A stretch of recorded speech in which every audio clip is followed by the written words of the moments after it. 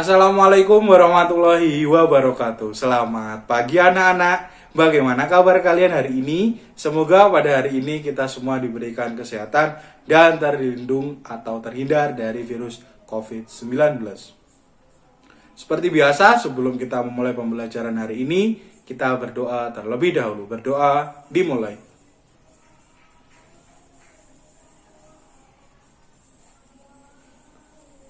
Berdoa selesai. Oke anak-anak, kita berjumpa lagi di kelas virtual dan kita akan bersama-sama belajar mengenai tema 3, subtema 1, bagian 2. Sebelum kita memulai pembelajaran, ada pesan untuk kalian. Pendidikan adalah tiket ke masa depan. Hari esok dimiliki oleh orang yang mempersiapkan dirinya sejak. Kemudian ada pesan untuk kalian, jangan lupa mencatat semua informasi yang ada di video ini. Oke, materi pembelajaran hari ini yaitu kita akan membahas tentang benda plastik, benda kaca, benda logam, benda karet, dan akan membahas tentang satuan panjang. Kalian lihat gambar di atas tuh. Pertama-tama kita akan belajar tentang benda plastik. Apa itu benda plastik? Oke, kita akan belajar bersama-sama. Benda plastik, benda yang terbuat dari plastik. Contohnya seperti ember, gayung, sendok sayur, payung, dan lain sebagainya. Banyak benda dari plastik karena harganya murah, tahan lama, tidak tembus air, mudah dibentuk, dan ringan. Oke, bahan plastik dapat menimbulkan berbagai masalah. Kira-kira masalah seperti apa yang akan ditimbulkan oleh bahan plastik? Nah, plastik membutuhkan waktu yang lama untuk terurai secara alami. Sekitar puluhan bahkan ratusan tahun. Cukup lama juga ternyata. Kalian lihat tabel di sebelah kanan. Itu ada nama benda dan waktu yang dibutuhkan agar terurai. Terurai itu maksudnya adalah ketika kita membuang benda tersebut ke atas tanah, itu bahan yang dibuang itu tadi bisa membaur atau tercampur dengan tanah. Semakin benda-benda yang terbuat dari plastik itu akan sangat sulit terurai dengan tanah. Yang pertama itu bendanya adalah kertas.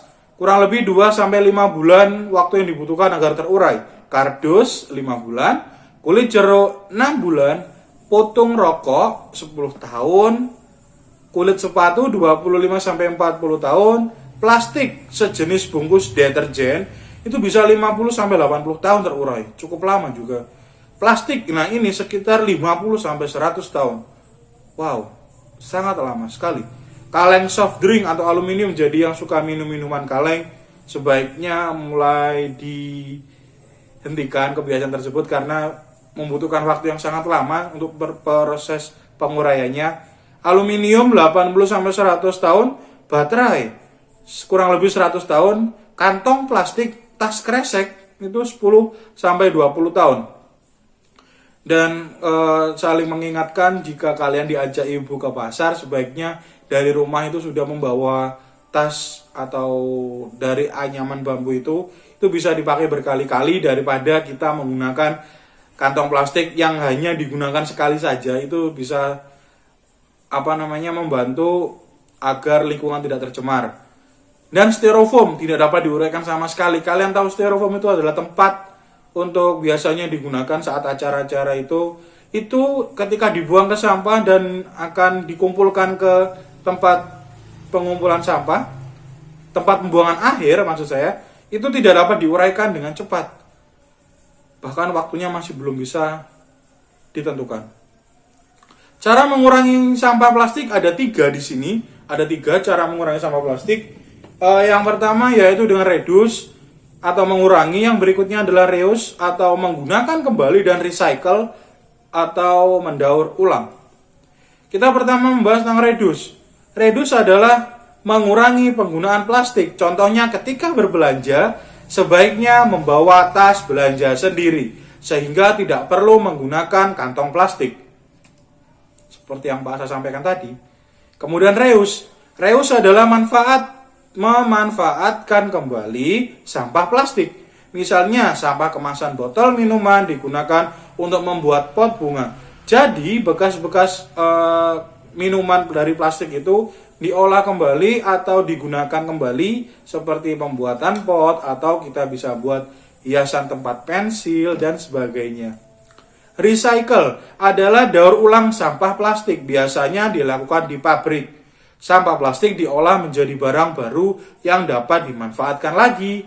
Kamu dapat membantu proses daur ulang dengan mengumpulkan dan mengelompokkan sampah plastik. Sampah plastik tidak tercampur dengan sampah lainnya. Oke, yang berikutnya sesuai gambar di atas, kita akan belajar tentang benda kaca. Benda kaca adalah benda-benda yang terbuat dari kaca. Benda tersebut antara lain gelas, piring, mangkok, kacamata, akuarium, jendela, dan peralatan laboratorium. Kaca memiliki sifat kedap air dan tembus cahaya. Oleh karena itu, kaca digunakan untuk membuat benda yang tahan air. Baiklah, yang berikutnya, benda yang terbuat dari logam. Benda logam, coba amati benda yang ada di rumahmu. Kalian amati benda yang ada di rumahmu. Adakah benda yang terbuat dari logam? Benda-benda tersebut antara lain panci, penggorengan, sendok sayur, sendok makan, kerangka mobil, dan pagar rumah. Mengapa benda-benda tersebut dibuat dari logam? Karena logam memiliki sifat kuat, dapat dibentuk dan penghantar panas yang baik. Yang berikutnya kita akan belajar tentang benda karet.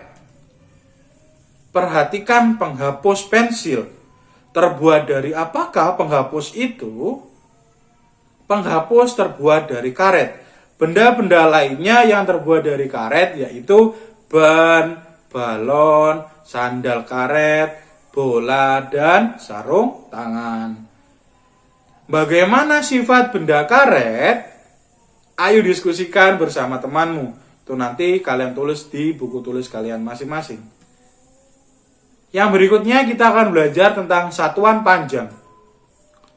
Satuan panjang ada satuan meter, simbolnya M, M kecil, sentimeter, simbolnya cm, C kecil, M kecil, dan milimeter, mm kecil, semua hurufnya. 1 meter sama dengan 100 cm. 1 meter sama dengan 100 cm. Contoh, 5 meter dikurangi 300 cm berapa senti? Ya, betul sekali. Berarti itu artinya 5 meter dijadikan sentimeter dulu. 5 meter berapa senti? 500 cm.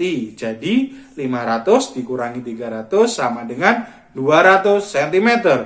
Kemudian soal di bawahnya, 3 meter ditambah 100 cm sama dengan berapa meter? Oke, 100 cm itu dijadikan meter terlebih dahulu. 100 cm sama dengan berapa meter? Betul sekali. 100 cm sama dengan 1 meter. Jadi 3 meter ditambah 1 meter sama dengan 4 meter. Luar biasa, bagus. Kemudian yang contoh soal di bawahnya, 400 cm dikurangi 1 meter sama dengan berapa sentimeter? Nah, ini kalian tulis jawabannya di buku tulis kalian. Sama soal yang di bawahnya, 600 cm ditambah 5 meter sama dengan berapa meter? Itu juga kalian tulis di buku tulis kalian. Baiklah, terima kasih. Kita telah sampai di penghujung video. Jika ada kurang jelas atau kesulitan atau bahkan kurang paham, silahkan hubungi Pak Asa melalui WhatsApp. Terima kasih. Wassalamualaikum warahmatullahi wabarakatuh.